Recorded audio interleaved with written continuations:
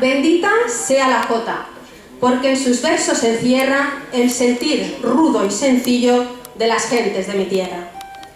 Nuestros cantadores nos transportan con sus jotas a diversos rincones de nuestra tierra y nos expresan muy diversos sentires. Paquita González les cantará lo que bien pudo cantar una abuela aragonesa que sentada en la cadiera trenzaba el pelo de su hermosa nieta.